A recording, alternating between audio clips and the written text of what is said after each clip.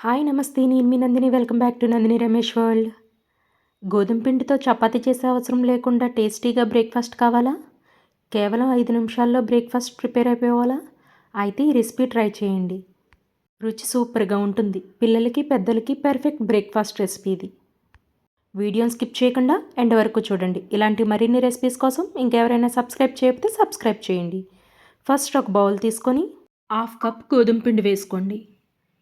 ఇందులోనే కొంచెం టేస్ట్కి సరిపడినంతగా సాల్ట్ యాడ్ చేసుకోండి. ఒక గుడ్డు బ్రేక్ చేసి ఇందులో వేసుకోండి. ఇప్పుడు ఇదంతా విస్కర్తో బాగా మిక్స్ చేసుకోండి. విస్కర్తో ఇదంతా ఇలా మిక్స్ చేసుకొని ఇందులోనే కొంచెం లైట్గా వాటర్ యాడ్ చేసుకుంటూ ఉండలు లేకుండా ఇదంతా బాగా మిక్స్ చేసుకోవాలి. ఈ పిండి కన్సిస్టెన్సీ చపాతీ పిండిలా కాకుండా కొంచెం పల్చగా కలుపుకోవాలి. చూడండి ఇలా సరిపోతుంది. ఇప్పుడు ఈ బ్యాటర్ని పక్కన పెట్టుకొని వేరొక బౌల్ తీసుకొని ఇందులో ఒక 3 గుడ్లు బ్రేక్ చేసి వేసుకోవాలి.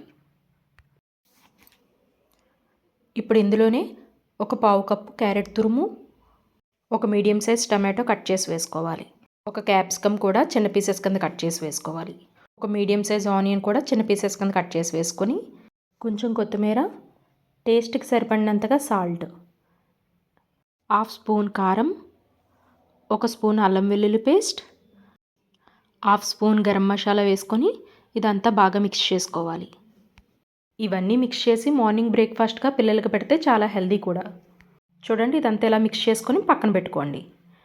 ఇప్పుడు స్టవ్ వెలిగించి ప్యాన్ పెట్టుకొని ప్యాన్ బాగా హీట్ అయిన తర్వాత ఈ ప్యాన్కి మొత్తానికి ఆయిల్ అప్లై చేయండి. ఇప్పుడు ఒక గరిటెతో పిండి తీసుకొని ఇది మొత్తం ఇలా రౌండ్గా స్ప్రెడ్ చేసుకోండి.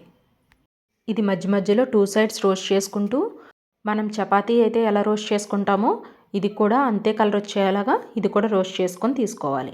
చూడండి మనకి కలర్ చేంజ్ అయింది కదా. ఇప్పుడు దీన్ని తీసి ఒక ప్లేట్లో పెట్టుకోవాలి. ఆల్రెడీ మనం కలిపి పెట్టుకున్న ఎగ్ ప్యూరీ కూడా ఒక గరిటెతో తీసుకొని ఈ ప్యాన్ మీద వేసుకొని రౌండ్గా స్ప్రెడ్ చేసుకోవాలి. ఇదంతా ఇలా వేసుకున్న తర్వాత మనం ఆల్రెడీ రోస్ట్ చేసి పెట్టుకున్న గోధుమ పిండి రోటి పైన వేసుకోవాలి. ఇది ఒకసారి ఇలా గట్టిగా ప్రెస్ చేసి ఇప్పుడు కొంచెం ఆయిల్ స్ప్రెడ్ చేసుకోవాలి. ఇదంతా మనం మీడియం ఫ్లేమ్లో పెట్టుకొని రోస్ట్ చేసుకుంటూ ఉండాలి. ఇది ఒకవైపు అంతా బాగా కాలిన తర్వాత రెండో వైపుకి టర్న్ చేసుకోవాలి. ఇప్పుడు దీనిపైన ఒక లేయర్ చీజ్ పెట్టుకోండి. ఇలా చీజ్ పెట్టి ఫోల్డ్ చేస్తే మనకు కాసేపటికి చీజ్ మెల్ట్ అవుతూ ఉంటుంది. ఇలా చీజ్ పెట్టడం వల్ల పిల్లలకి పెద్దలకి ఫేవరెట్ బ్రేక్ఫాస్ట్ రెసిపీ అవుతుంది. దీని టేస్ట్ రిచ్నెస్ కూడా మరింత పెరుగుతుంది. ఇలాగే 1 నిమిషం పాటు 2 సైడ్స్ రోస్ట్ చేసుకోవాలి. ఈ టేస్టీ బ్రేక్ఫాస్ట్ రెసిపీని మీరు కూడా ట్రై చేసి ఎలా వచ్చిందన్నది నాకు కామెంట్ చేయండి.